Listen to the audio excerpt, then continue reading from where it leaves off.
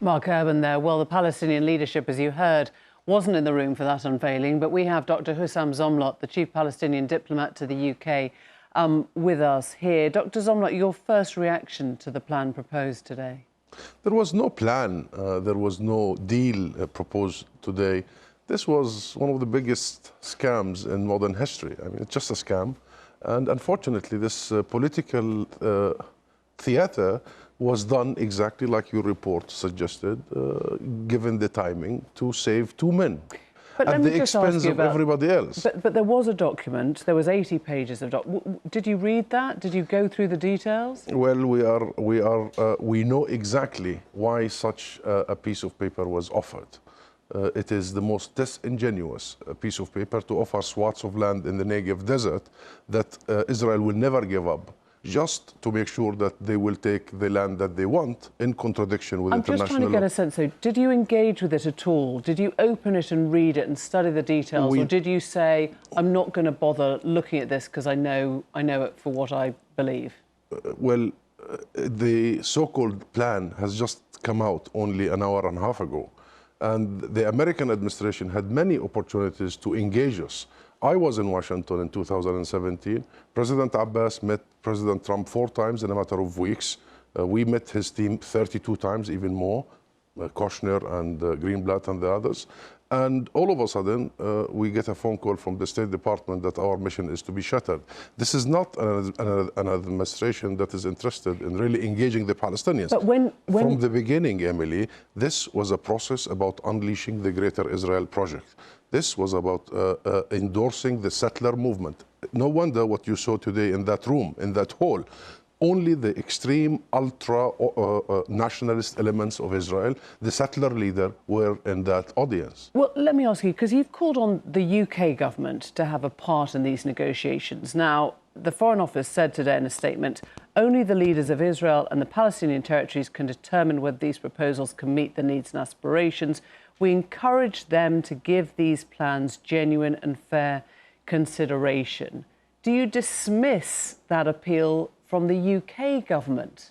Well, I think the UK should know better, given its historic responsibility and role.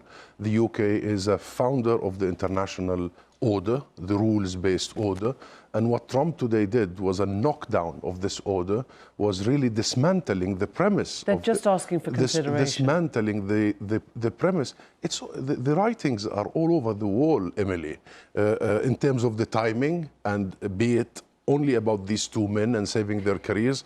The writings is on the wall in terms of the content. We don't need to know what's in that document because we already know what's not in it. I ask because there is a danger, isn't there? We know, Emily, let me just say the sentence. We know Jerusalem is not in it, and Jerusalem is not something we claim. Jerusalem is something we own.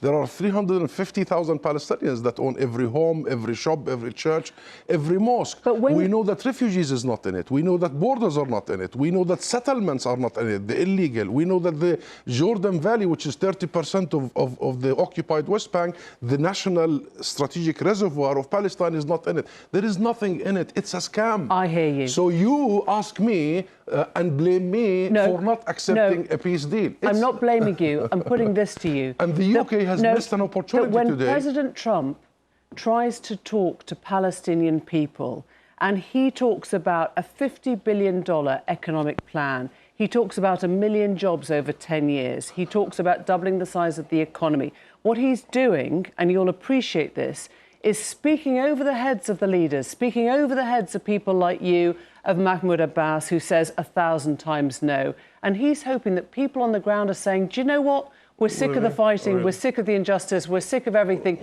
We want the economic plan because we don't care enough about the identity anymore. Seriously, Emily, you think... I don't know, I'm asking you. Seriously, Emily, you think the people of Palestine are up for sale? Go see the streets of Jerusalem and Ramallah and Gaza now as we speak. See the thousands of people taking off to the streets in protest. People are dignified and people are after their rights. These rights are very well defined and have been established by the international community for the last 70 years. These rights are the rights of self-determination, statehood, that Israel must end its occupation that began in 1967, including East Jerusalem, and includes a fair and just resolution to the issue of refugees. And people are way more angry and resentful of the Trump attempts than the leadership, for your information. But you know I'm going to speak to a Trump supporter who's worked with him, and they will say, you see what happens, the Palestinians don't even want to engage. Now, what is the message? Engage in what? In succumbing, in submitting, in foregoing our rights, in not having a real state, in offering me a Mickey Mouse state just for the sake of blaming the Palestinians once more. Succumb to what exactly?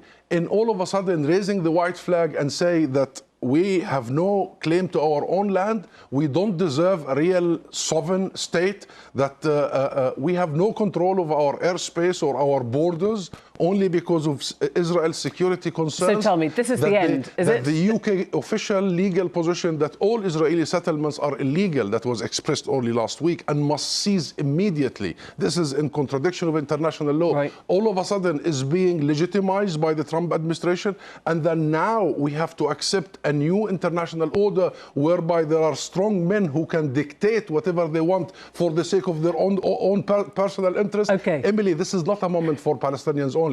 This is not a moment for Israel-Palestine only. This is a moment for all of us, for saving the post-Second World War order that we established after the horrors of the Second World War, and our ability to cooperate in a multilateral forum. But I'm trying to work out in practical terms, as you say, this proposal or deal or whatever, Mickey Mouse deal, is 3 hours old. Do you turn around and say it's already dead? There is no point engaging, there's no point reading, there is no point even picking up the phone at this point. It is dead and we think it's a sham. You didn't hear the statement by Prime Minister Netanyahu? I did. Today? You didn't hear what he had to say?